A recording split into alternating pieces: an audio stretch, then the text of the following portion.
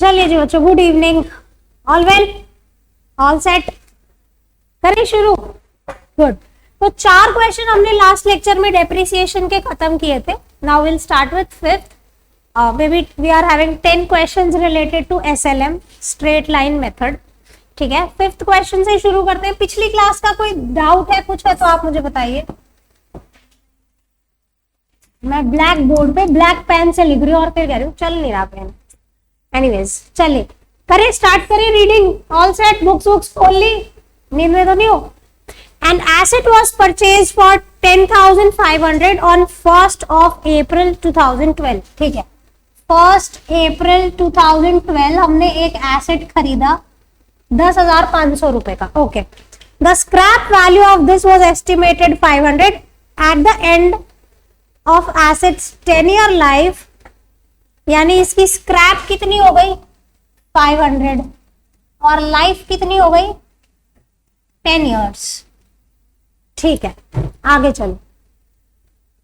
The accounting year ends on 31st March. Okay, that's fine. SLM हमने depre लगाना है। The asset was sold for 600 rupees on 31st March. This asset sold on what date 31st March 19 for rupees 600। ठीक है, आगे चले। Calculate the following. 3 चीजें आपसे पूछी है। क्या पूछा है? पहला, depreciation expense for the year ended on 31st March 2013। Okay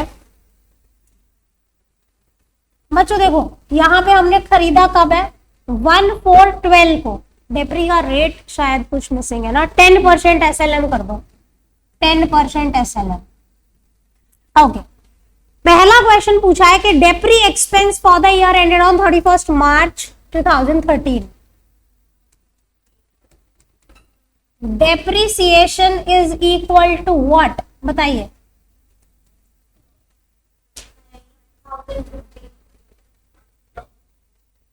कैसे 1050? एक मिनट रुको। 10% की जरूरत नहीं है हमें, हमारे पास सारी इन्फो है कैलकुलेट करने को, जरूरत नहीं है, छोड़ दो। ठीक है, बताओ अब कैसे आएगा। कैसे आया? करेक्ट। ठीक है, हमारे पास इन्फो थी, मैंने सोचा रेट नहीं दिया। डेप्रिसिएशन कैसे कैलकुलेट होता है? Cost minus scrap upon this n is life. तो कॉस्ट कितना है, फिर 1000 कहां से था, क्या पकड़ लिया तूने जब से? 10,500 की कॉस्ट है। अच्छा, आप आंसर बता रहे हो। ओके, मैं क्वेश्चन कुछ और पूछ रही हूँ, आंसर कुछ और दे रहे हो बच्चों। तो अब आप मुझे बताइए कि 31 मार्च को डेप्री कितना होगा? 1000 रुपीज। आगे नेक्स्ट क्वेश्चन देखो। नेक्स्ट क्वेश्चन क्या कह रहे हैं? Net book value as on 31st March 17। Okay, ये कह रहे हैं कि 31 मार्च 2017 को कितनी बुक वैल्यू बची होगी इस एसेट की। देखिए, आपने 1/4/12 को खरीदा था 10,500 रुपए में। आपने डेप्री लगाया 31st मार्च 13 को, फिर लगाया 31st मार्च 14, फिर लगाया 31st मार्च 15, 31st मार्च 16, 31st मार्च 17, ऐसे करके 1 2 3 4 5 साल का डेप्री कितना हो गया? 1000 मल्टीप्लाई बाय 5। सो मैं अलग अलग लिख देती हूँ, हालांकि अलग अलग की जरूरत नहीं है, फॉर बेटर एक्सप्लेनेशन में इसे अलग लिख रही हूँ। अब बुक वैल्यू कितनी बची बताओ। करेक्ट, तो हमारा दूसरा आंसर क्या हो गया? Book value as on 31st March 17 will be 5500। Good. तीसरा क्वेश्चन क्या है? गेन और loss on sale as on 31st March. हमने 2019 31st मार्च 2019 में इसे बेच दिया 600 रुपए में।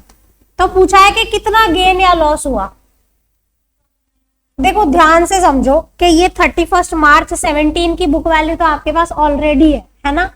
इसमें से 31st मार्च 18 का डेप्री और निकाल दो, फिर 31st मार्च 19 का डेप्री और निकाल दो। अब कितना बचा? यानी जिस दिन हमने बेचा इसकी बुक वैल्यू कितनी थी, 3500 की बुक वैल्यू थी, हमने कितने में बेचा, कितना लॉस हो गया, वही पूछा है कि कितना लॉस हुआ। दोबारा बताऊं,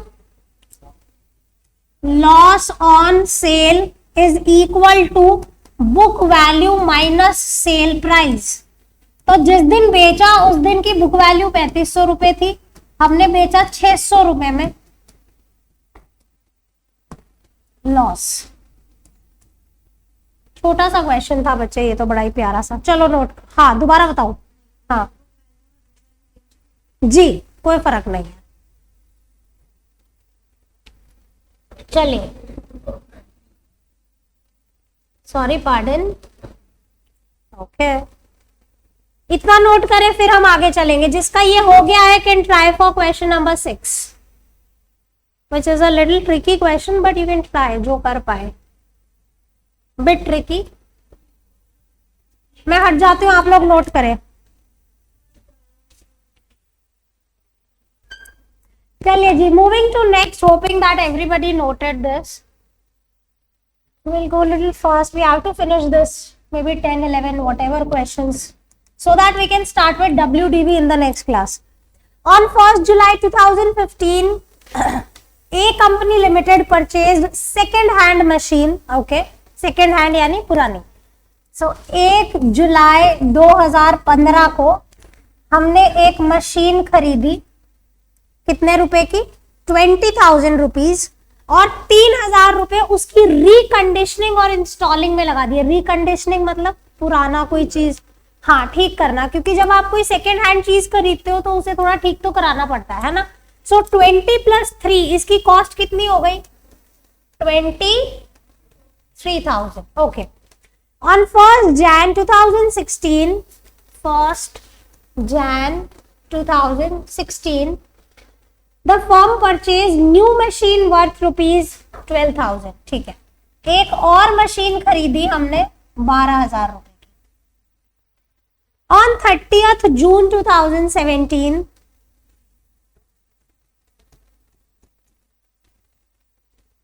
the machine purchased on 1st Jan 2016, यानी हम किस मशीन की बात कर रहे हैं, मशीन 2 की। On 30th June 2017 the machine purchased on 1st Jan was sold for 8,000। तो मैं यहाँ पे लिखूंगी M2 sold for 8,000, ठीक है। आगे चलो। And on 1st July 2017 यानी अगले ही दिन 30 जून 1st July, next day, very next day a fresh plant was installed. अब इसका मुझे बताओ कि कॉस्ट क्या है। M3 खरीदी है हमने, you need to tell me the cost. Payment for this plant was made as under, correct. So देखिए, हमने ये जो तीसरा प्लांट जो खरीदा या तीसरी मशीन जो खरीदी उसकी एक साथ पेमेंट नहीं करी, इंस्टॉलमेंट्स में पे किया। जिस दिन खरीदा उस दिन हमने कितने दे दिए, 5,000। जो इमीडिएट पेमेंट होती है उसको क्या बोलते हैं technically, down payment. So down payment कितनी हो गई, 5,000। फिर हमने एक साल बाद 6,000 दिया और एक साल बाद 5,500 दिया। आपको बोला है payments in 2018 and 19 include interest of 1,000 and 500, यानी ये जो 6,000 है इसमें 1,000 रुपीज इंटरेस्ट है और जो ये 5,500 है इसमें 500 रुपए का इंटरेस्ट जुड़ा हुआ है। तो कहने का मतलब आपको वो इंटरेस्ट इंपैक्ट हटाना होगा to calculate the cost of your asset. जब हम थ्योरी पढ़ रहे थे बच्चों, याद है मैंने आपको थ्योरी में समझाया था कि जो इंटरेस्ट होता है वो इसकी कॉस्ट का पार्ट नहीं होता। सो 5,000 जो आपने इमीडिएट दिए वो इसकी कॉस्ट थी, 5,000 जो आपने 2018 में दिए और 5,000 रुपए जो 2019 में दिए। So in total the cost of machine 3 comes to what, 15,000। मैंने यहां इन दोनों में से, let me check if I can annotate this, yes I can, इसमें से मैंने 1,000 रुपीज माइनस कर दिया और इसमें से 500 rupees minus. So that's how 555 that comes to 15, correct? Okay. आगे क्या बोला है, the company writes 10% on original, तो SLM 10% दिया हुआ है आपको। Accounts are closed on 31st March, ठीक है। Show machinery account for the year ended on 31st, एक ही साल का पूछा है, for the year ended on 31st March 2018, एक साल का मशीन अकाउंट आपसे पूछा हुआ है। लेट्स सी कैसे होगा।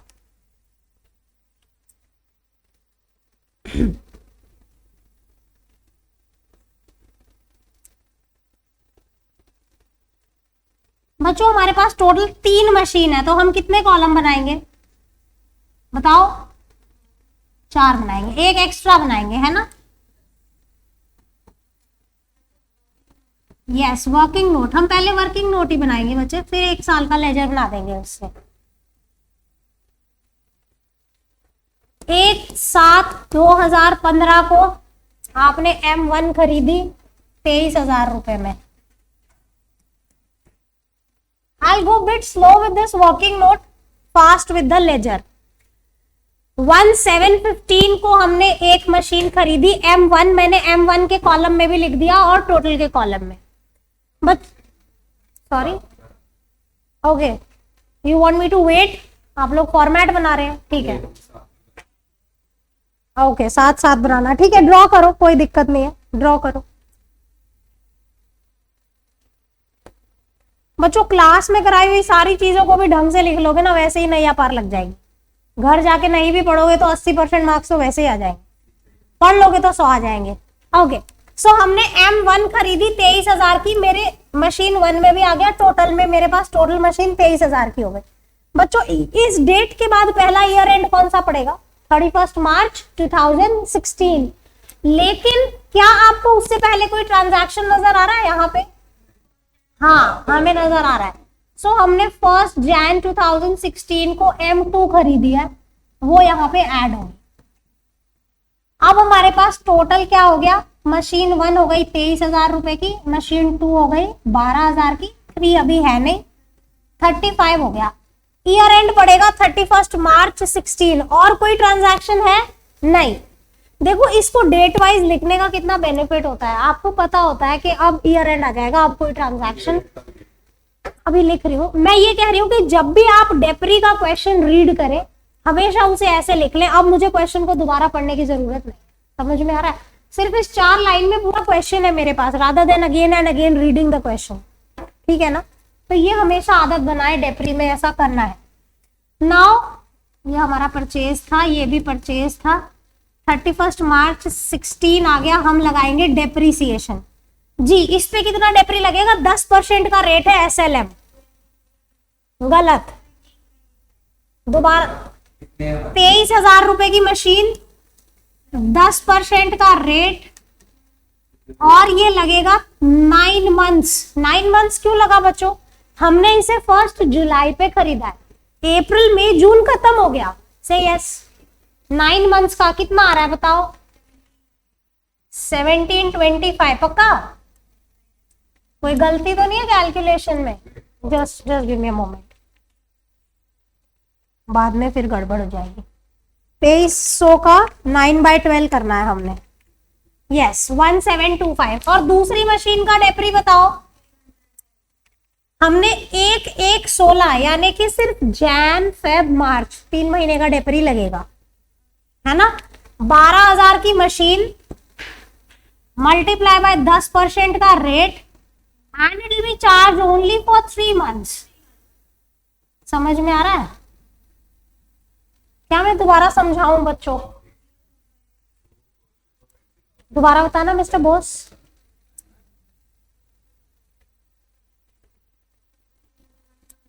Anyone want me to explain this again? How this 300 we calculated? ये टोटल कितना हो जाएगा? 2025. Am I correct? Yes.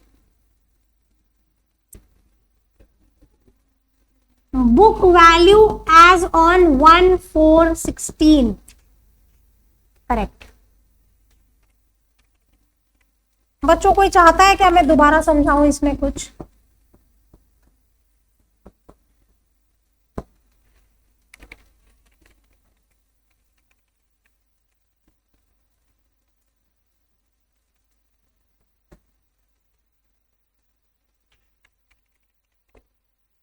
ठीक है, इतना समझ में आ गया। आगे चले। क्या हो गया मिस्टर मेहता आपको आज इतना स्लो?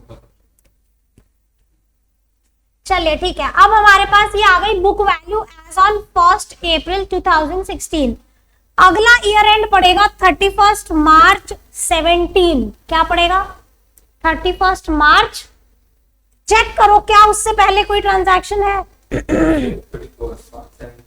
4 ट्रांजैक्शन वहां लिखे हैं। 31 मार्च 17 से पहले कोई ट्रांजैक्शन है? नहीं है। सो हम डेप्री लगा सकते हैं। बच्चों अब इन दोनों पे पूरे साल का डेप्री लगेगा। इसका 2300 लगेगा और इसका 1200 लगेगा, because now full year. Cost पे 10% लगा दीजिए आप। So now 21275 minus 2300 will, this is 18975, this is 11700 minus 1200.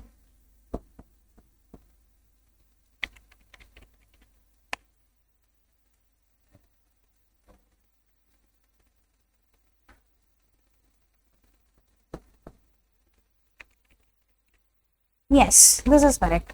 समझ में आया बच्चों? ये क्या हो गई? बुक वैल्यू हो गई as on 1/4/17। This is book value as on 1/4/17। अब अगला ईयर एंड कौन सा पड़ेगा? 31 मार्च 18। लेकिन 31 मार्च 18 से पहले आप देखिए 2 ट्रांजैक्शन है, एक ये रहा और एक 2 ट्रांजैक्शन। 31 मार्च 18 से पहले हमें इन 2 चीजों को सेटल करना है। So let's see how we can. हमने पहले 30 जून को M2 को बेचा है। ध्यान से रीड करें। 30th June we sold machine 2। बच्चों आपके पास अभी बुक वैल्यू कौन सी डेट की है? ये जो 10,500 की बुक वैल्यू है M2 की, है कौन सी डेट की है? 1 अप्रैल 17। दिस इज 1 अप्रैल 17। और हमने बेचा कब? 1/4/17 की बुक वैल्यू है 10,500 रुपए। हमने इसको कब बेचा? 30th जून। यानी कि अप्रैल में जून का और डेप्री लगाना पड़ेगा। से यस, फिर ही बेचोगे ना। 3 महीने का डेप्री और लगाओ। तो हम क्या करेंगे? 30th जून तक का लगाएंगे डेप्रीसिएशन सिर्फ और सिर्फ M2 पे। क्यों लगाएंगे? क्योंकि हमें इसको बेचना है। बाकी मशीन्स पे इसलिए नहीं लगाएंगे क्योंकि बाकी पे तो ईयर एंड पे लगेगा ना। बीच में क्यों लगाएं हम? ये तो हमें बेचनी है इसीलिए हम लगा रहे हैं। तो अब लगाओ, कितना लगेगा? 3 महीने का डेप्री 300 लगेगा। से यस, तो मैंने डेप्री लगा दिया। ये अभी कुछ चेंज नहीं होगा। अभी हम ईयर एंड पे इसको डेप्रीशिएट करेंगे। यस, बताओ बच्चे क्या कहना चाहते हो? बताओ, कुछ कहना चाहते हो तो बताओ। ये कितना हो जाएगा?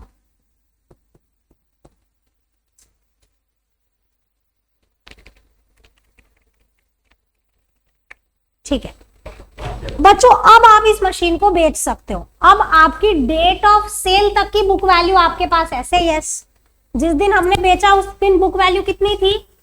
10,200। अब देखो इसको कितने में बेचा, विल सी लेटर ऑन। फिलहाल की सिचुएशन में आप यहां से इसको हटा दो क्योंकि ये बिक गया। सो अगर ये बिक गया मतलब यहां से 0 कर दो आप। कितने में बेचा? Will see later on. But it is sold, so remove from this bracket. हम यहां से खत्म कर देंगे।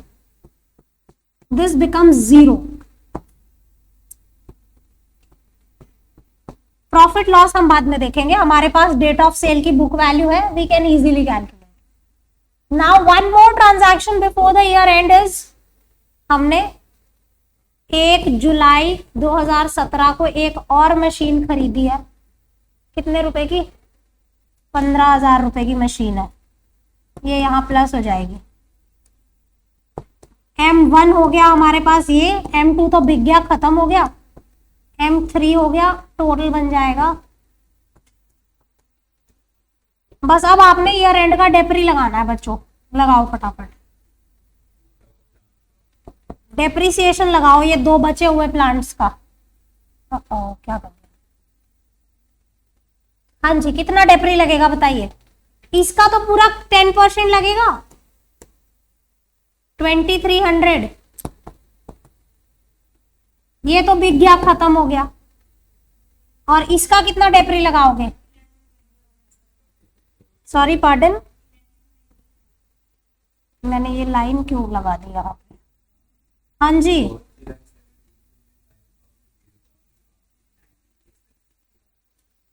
एक मिनट बाबू, मैं तेरा डाउट सुनती हूँ, एक सेकंड में।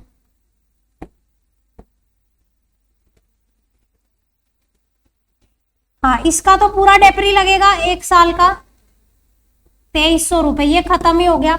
इसका डेप्री बताओ बच्चों एक बार मेरे को। 15,000 की मशीन, 10% का रेट, और हमने इसको खरीदा 1 जुलाई को, यानी अप्रैल में जून खत्म हो गया, तो 9 महीने का डेप्री लगेगा। ठीक है, कितना आ रहा है? 1125। पक्का? कुछ गड़बड़ तो नहीं?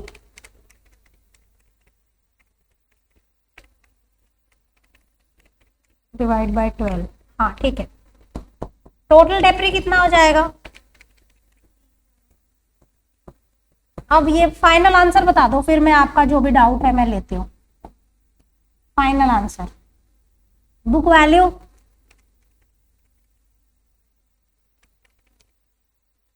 दिस इज 16675, ये खत्म हो गया। This is 13875, 30550। Yes, we are done. अब हमने लेजर बनाना है सिर्फ 1 साल का। यस, अब फरमाइए आप क्या पूछ रहे हैं?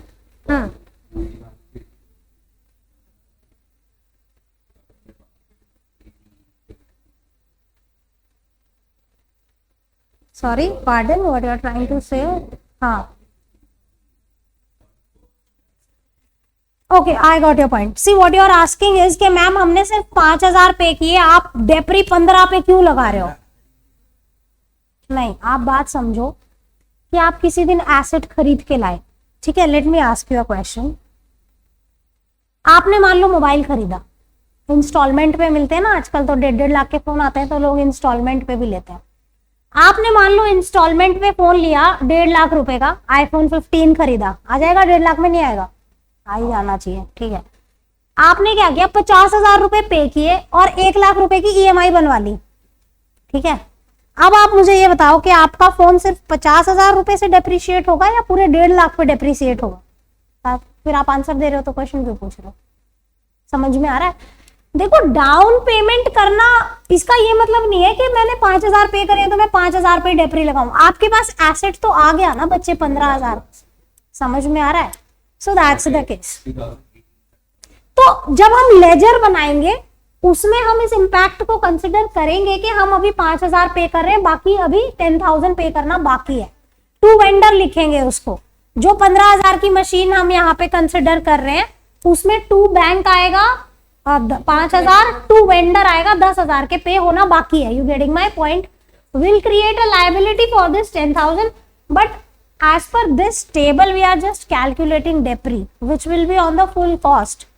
उससे कितना पेमेंट किया उससे कोई फर्क नहीं पड़ता है। ठीक है, डेप्रिसिएशन तो पूरा एसेट पे लगेगा ना बच्चों। चले आगे चले। हाँ बोलो रूपल, आ रहे हैं उस मुद्दे पे। आपको इतनी बात समझ में आई कि हमने यहां से सेल कर दी? ठीक है, अब देखिए यहाँ पे सवाल ये है, आपसे सिर्फ 1 साल का लेजर पूछा है। The accounts are closed, show the machine account for the year ended on 31 March 18। यानी ये जो आपने वर्किंग नोट बनाई उसमें से लेजर कितना पूछा है? Let me mark with another pen. आपको ना यहां से लेजर पूछा है 1/4/2017 से लेके ये लेजर पूछा हुआ है आपसे। ये लेजर इंपैक्ट दे रहा है, उससे ऊपर का लेजर आपसे नहीं पूछ रहे। बट वो बन ही नहीं पाता जब तक आप ये सारी कैलकुलेशन नहीं करते। लॉजिकल है, कहां से बुक वैल्यू लाते हर चीज की। तो अब 1 साल का लेजर यहां से कैसे बनेगा, चलिए बनाते हैं। I just close this for a moment so that I have full space. I'll prepare ledger on the basis of this table। 1 साल का लेजर बनाना है बच्चों। कोई गाइड करेगा 1 साल का लेजर कैसे बनेगा?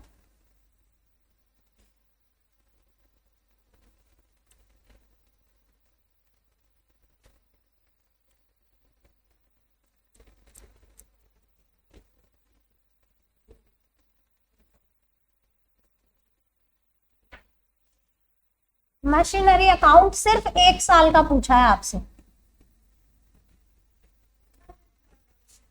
करेक्ट। चलिए जी शुरू करते हैं। देखो मैंने ये जो पिंक बॉक्स बनाया है सिर्फ इतना ही पोर्शन इस लेजर में आएगा, 1 साल का बनाना है, राइट।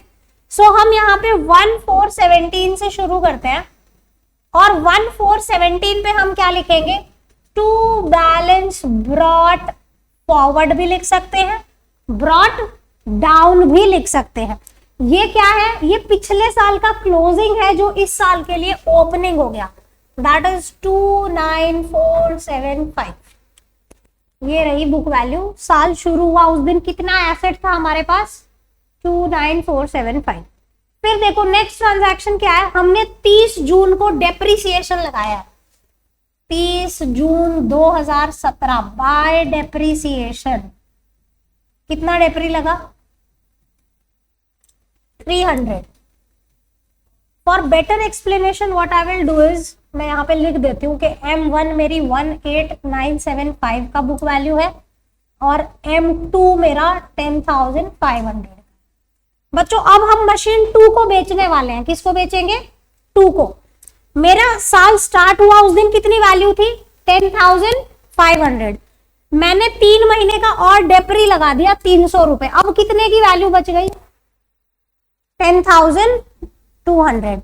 कितने रुपए में बेची, 8,000 रुपए में। 8,000 ही था ना, कितना था ऊपर, हाँ, सोल्ड फॉर 8,000। तो 8,000 रुपए में बेच दिया। अब आप बताओ कितना प्रॉफिट लॉस हुआ। अगर आप 10,000 2,200, देखो इस टोटल ब्लॉक में से ये जो कैलकुलेशन है हमने कितना माइनस कर दिया, 10,200। मतलब मेरे इस अकाउंट से भी कितना माइनस होना चाहिए, 10,200। लेट्स सी वो कैसे होगा।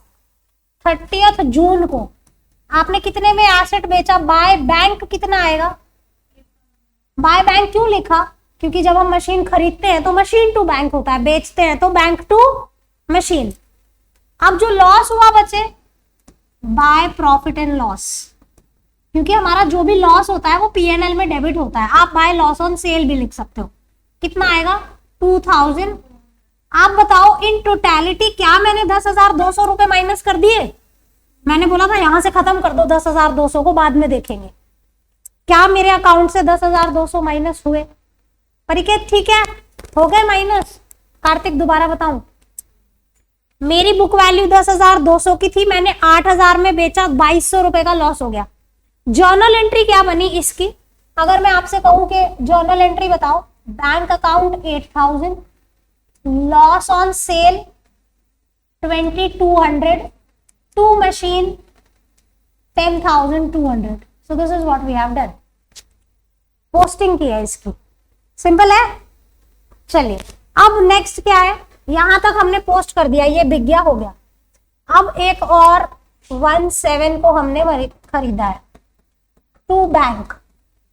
कितने की खरीदी है, 5,000। अब कबीर आपका डाउट सॉल्व होगा, ये जो 15,000 की मशीन आप यहां देख रहे हैं, इसमें हमने पूरे 15,000 पे नहीं किए, हमने अभी कितने पैसे दिए हैं, 5,000। बचे हुए 10,000 हम बाद में देंगे नेक्स्ट ईयर। तो नेक्स्ट ईयर देंगे तो वो नेक्स्ट ईयर एंट्री होगी। फिलहाल हम क्या कर देंगे, टू वेंडर, यानी पैसे देने बाकी हैं। क्या आपको मेरी बात समझ में आ रही है बच्चों, क्या हो गए 15,000 यहाँ डेबिट, जो 15,000 आपने इस टेबल में प्लस किए थे वो भी यहाँ भी प्लस हो गए।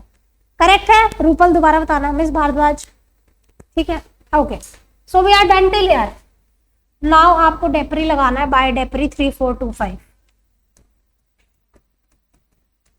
31 मार्च को ये ईयर खत्म हो गया। By depreciation in total it is 3425। M1 का डेप्री 2,300 है, M2 का डेप्री, इसे नहीं भी लिखेंगे तो चलेगा, आपने वर्किंग नोट में अच्छे से बता रखा है। So now closing balance by balance carried forward is 30500। M1 16675, M3 13875। खत्म। चलिए जी नोट कीजिए। ये टोटल कितना बन रहा है? 29475 में हमने 15,000 प्लस करने हैं, so 3944। This closing will become opening for the next year, बस आप लिख के छोड़ दीजिए।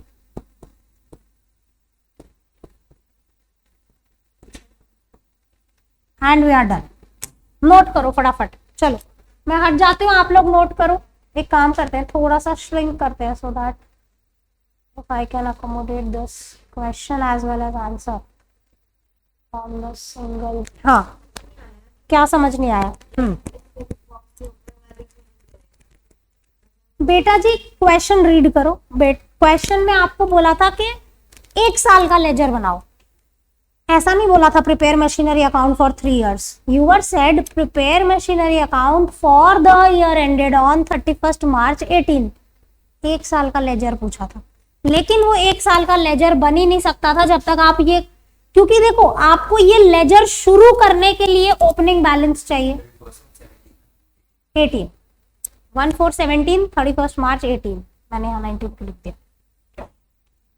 क्या कंफ्यूजन है कार्तिक नहीं, कबीर? अरे यार तुम्हारे नाम सबके एक जैसे हैं, क्या कंफ्यूजन है बताओ? 31 for the year ended on 30। कमाल करते हो तुसी। देखो क्वेश्चन ढंग से पढ़ बेटा, वहां लिखा है, मतलब हो सकता है आप दूसरे क्वेश्चन की बात कर रहे हो, बट फिलहाल हमारे सामने यही है। रीड करो क्या लिखा है उसमें। For the year ended on 31 March 18 ऐसा लिखा है, या ऐसा लिखा है फॉर 3 years एंडिंग ऑन? नहीं लिखा है ना, फिर क्यों काम करना है ज्यादा जब कम बोला है काम करने को? ये भी बात ठीक है बेटा। 6 नंबर का क्वेश्चन आएगा, ऐसे ही तो नहीं मिलेंगे 6 नंबर। 12 नंबर का नहीं आना चाहिए कुछ भी। ओके बच्चों, यहाँ पे देखो सिचुएशन ये थी, आप नोट करेंगे ठीक है। ये इसको छोटा सा पार्ट है एक, फिर हम वाइंड अप करेंगे, बट इसको एक चीज समझनी है आपने, हालांकि it is not a part of question but still. यहां पे बोला है कि ये जो 10,200 की बुक वैल्यू की मशीन थी, आपने 8,000 रुपए में बेची है ना। लेकिन अगर ये क्वेश्चन थोड़ा चेंज होता, आप बुक वैल्यू से ज्यादा में बेचते। मिस्टर बोस जग रहे हो आप? बुक वैल्यू M2 की गिवन है 10,000। This is I right extra, not a part of question, not a part of question. पता चला बाद में बोले मैम क्या करा रहे हो, not a part of question. यहाँ पे हम डिस्कस कर रहे हैं कि ये जो 10,200 की बुक वैल्यू हमने 8,000 रुपए में बेची, अगर क्वेश्चन अलग होता और यहाँ पे सेल प्राइस 11,000 होती तो एंट्री कैसे होती? वो मेरे को कोई जर्नल एंट्री बताओ पहले इस चीज की। अगर मैं 10,200 की बुक वैल्यू की मशीन 11,000 में बेच दूं तो जर्नल एंट्री क्या बनेगी? अरे भाई जर्नल एंट्री पहले बता ना। Very correct. So bank account debit 11,000, कितने रुपए मिले हमें? 11,000। हमारी मशीन कितने की चली गई? 10,200। तो ये जो 800 रुपए है, what is this? To gain on sale of machine which will be ultimately transfer to PNL। So हम PNL लिखेंगे। आपको बात समझ में आई? ये एक्स्ट्रा है ठीक है, क्वेश्चन का पार्ट नहीं है। और अगर हम इसे अकाउंट में रिकॉर्ड करते तो कैसे करते? अगर हमारा अकाउंट बनता तो हम यहां पे लिखते बाय बैंक। देखो कुल मिला के मुझे 10,200 रुपए इस अकाउंट से माइनस करने हैं, क्योंकि इतने की ही मशीन गई है। अब वो कितने रुपए में गई उससे फर्क नहीं पड़ता, कितने रुपए मैंने इस अकाउंट से माइनस करने हैं? 10,200। तो बाय बैंक आएगा 11,000 और यहाँ पे टू PNL हो जाएगा 800, दैट इज गेन। आप देखो इसका नेट ऑफ करना बच्चों, इन दोनों फिगर का कितना बन रहा है? 10,200। तो कुल मिला के आपने मशीन अकाउंट से इतने ही रुपए माइनस किए। कैसे? 11,000 यहाँ पे माइनस हुए तो 800 रुपए प्लस भी हो गए। से यस।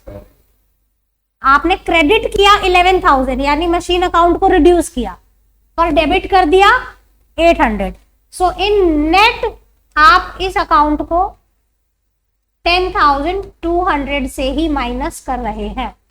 सो ये ध्यान रखें कि अगर आपका कोई एसेट बुक वैल्यू से ज्यादा पे बिकता है तो that is gain which will be debited to that asset, और जर्नल एंट्री इस तरीके से बनेगी।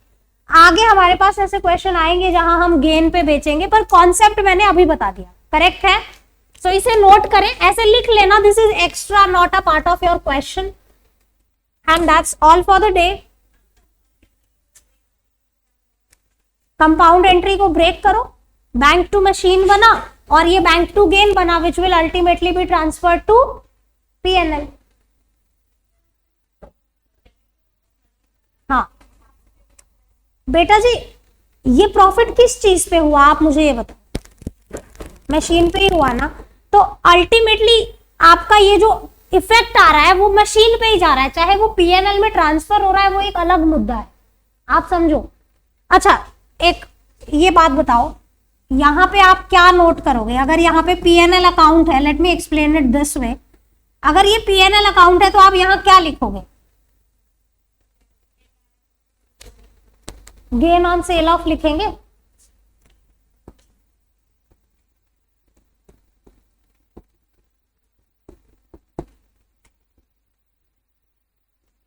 कितना हुआ था गेन हमें, तो अल्टीमेटली ये गेन कहां जा रहा है आप मुझे ये बताओ, मशीन अकाउंट के कारण ही हो रहा है, इसीलिए हम उसको डेबिट कर रहे हैं। So that's how it is recorded. या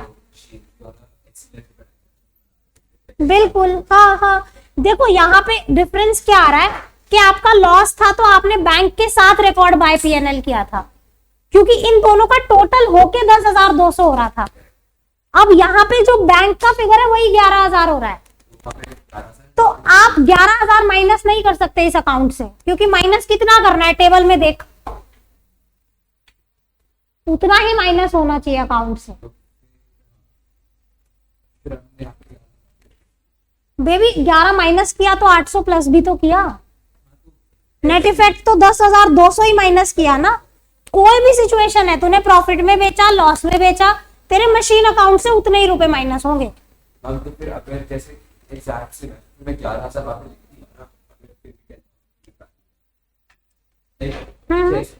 ऐसे कैसे बनेगा एग्जैक्टली।